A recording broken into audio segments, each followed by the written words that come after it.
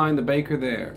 I want to talk today about double stops, and there's kind of two different kinds of double stops, and there's double stops that come from a chord, and there's double stops that come from a scale.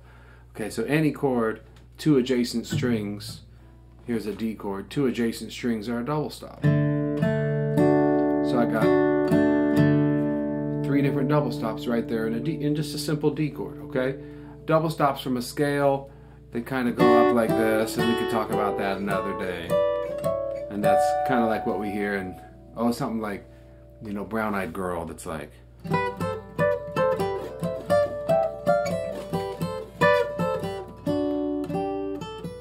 Okay, but what I want to talk about today, it's more related to the chord, and it's like a simple way to get double stops. And I want you to think about this a certain way, okay?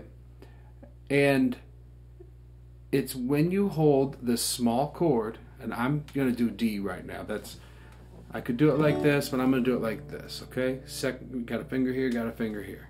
It's just two notes from the D chord, okay? When you hold that chord, you can imagine that there's a melody string or melody singer, and that the harmony is the next singer higher, which is another string towards the ground. Okay? Some people think higher must be this way. No, no, no. Higher is higher in pitch, okay? So I'm going to play a melody.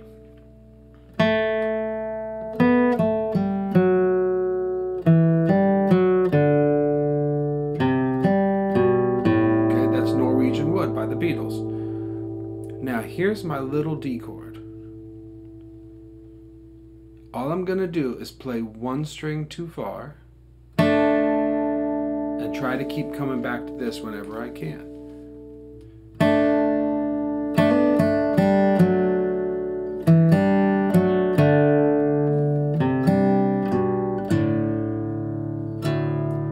Okay, now if I wanted to, I could add anything to that. I could add some picking or strumming or something.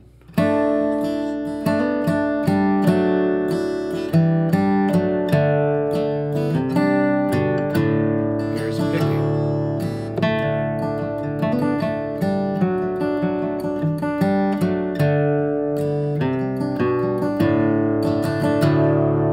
Okay, so there's so much you could do when you start with that as a basis. Okay, so I'll show it to you in different chords, right? Tune back up to standard. So for C, your small chord is here. It's just one finger. So now I'm playing a song, I'll call it New River Train. Riding on that New River train. All I'm going to do, since I'm holding this, I'm going to hit one string too far every time. And I get a thicker sound. There I could add some strumming. Okay,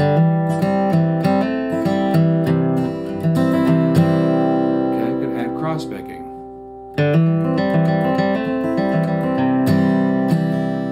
Okay, but because I'm holding that note, I can play my basic melody.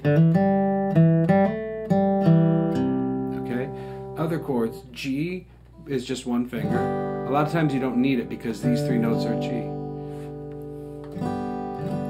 Okay, so G, I'm kind of like here. Riding on that New River train. Now you have to change with the chords, like it goes to D there. Okay, so here it is with the double notes.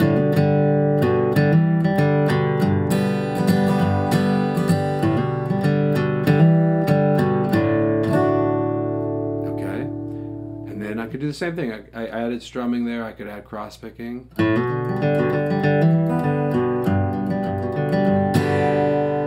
So, like I said, it becomes a foundation for a lot. What about minors? Minors, the same kind of thing. Look for the small chord that's sitting on top. E minor, that's easy. It's open. Three strings open up here. Here's a melody.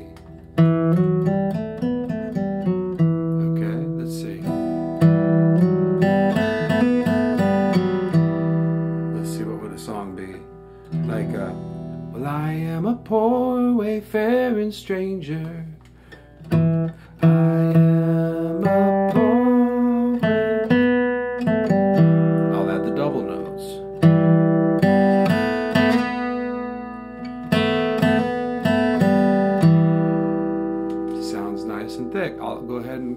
bit. Good.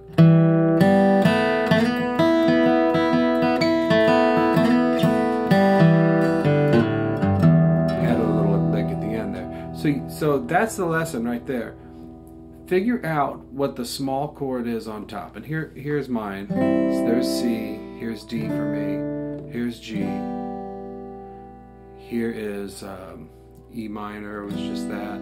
What could A minor be? It could be like maybe the top two. F might be these three. You know, usually you're looking for the top part of the chord. And see if you can kind of hold that while you're playing a melody. And then, you know, you just make your pick go, you play the melody note and go one string too far. And you pick up that harmony note right next to it. Okay?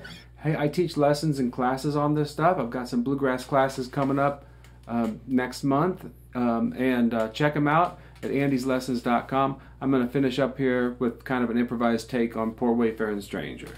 1, 2, 3, 4, 1.